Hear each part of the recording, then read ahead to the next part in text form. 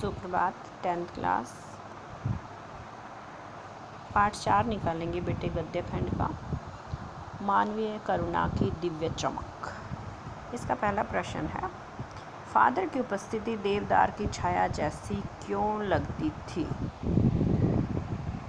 Father की उपस्थिति देवदार की छाया जैसी इसलिए लगती थी क्योंकि वह हर घरेलू उत्सव और संस्कार में बड़े भाई और पुरोहित की तरह शामिल होकर आशीर्वाद दिया करते थे।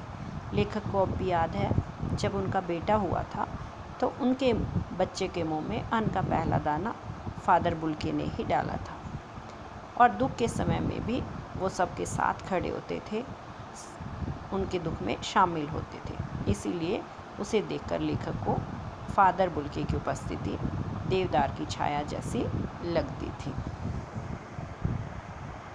फादर बुल्के भारतीय संस्कृति के एक अभिन्न अंग हैं। किस आधार पर ऐसा कहा गया है?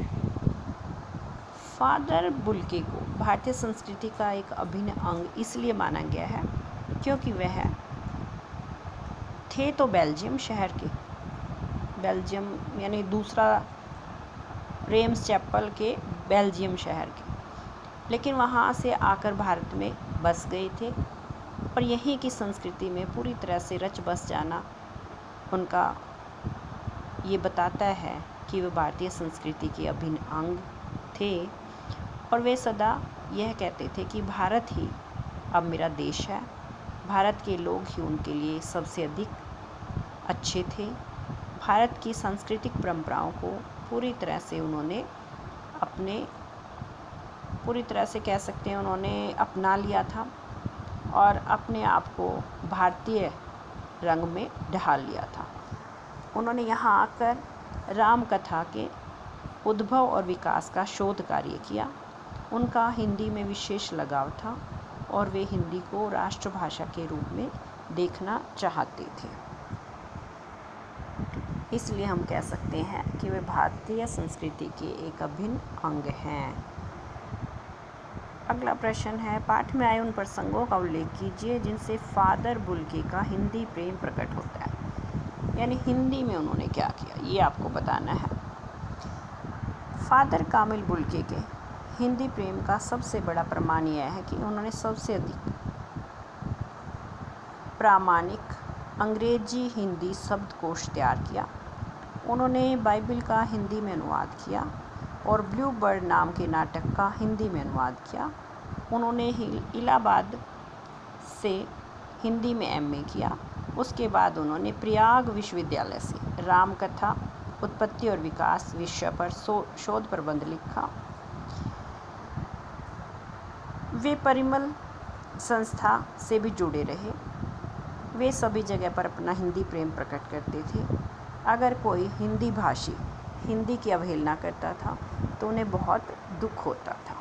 इन सब बातों से पता चलता है कि उन्हें हिंदी से असीम प्रेम था। अगला प्रश्न है, इस पाठ के आधार पर फादर कामिल बुल्के की जो छवि उभरती है उसे अपने शब्दों में लिखिए या बताइए।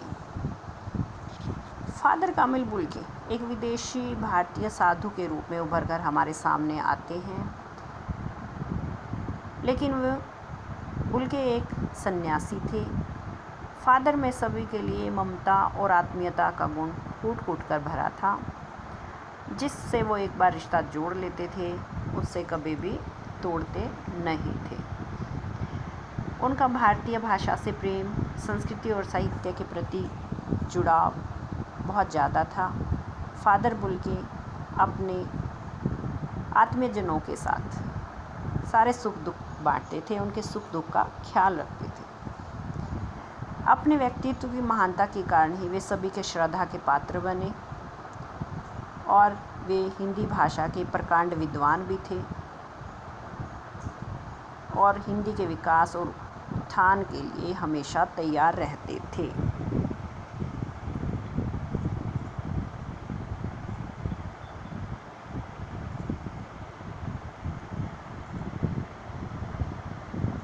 लेखक ने फादर बुल्के को मानवीय करुणा की दिव्य चमक क्यों कहा है? उनके अंदर ऐसे कौन से गुण थे जिनके कारण उन्हें मानवीय करुणा की दिव्य चमक कहा जा सकता है। मानवीय करुणा की दिव्य चमक फादर बुल्के को इसलिए कहा गया है क्योंकि उनका जीवन प्रेम, करुणा और वात्सल्य से भरा हुआ था। वह जिस भी मित्र से मिलते थे उसे हमेशा प्रेम और स्नेह दिया करते थे। वे उनके सुख दुख और पारिवारिक उत्सवों में भी भाग लिया करते थे। वे किसी को भी दुखी देखकर उसे पूरी तरह से उसके दुख को देखकर पूरी तरह से दुखी हो जाते थे और उसे अपनापन और ममता प्रदान किया करते थे। फादर बुल्के ने सन्यासी की परंपरागत छवि से अलग एक नई छवि प्रस्तुत की है। कैसे? परंपरागत सन्यासी यानी ऐसा सन्यासी जो किसी से कोई नाता ना रखता हो, लेकिन फादर बुल्के जिससे रिश्ता बना लेते थे उसे कभी नहीं तोड़ते थे। वह सबके साथ अपनत्व, प्रेम और लगाव का रिश्ता रखते थे। लोगों के घर में जाना, रिश्तों के बंधन में बंधना जैसे कार्य करना फादर बुल्के जैसे व्यक्ति के लिए बाकी सन्यासियों से कुछ अलग है।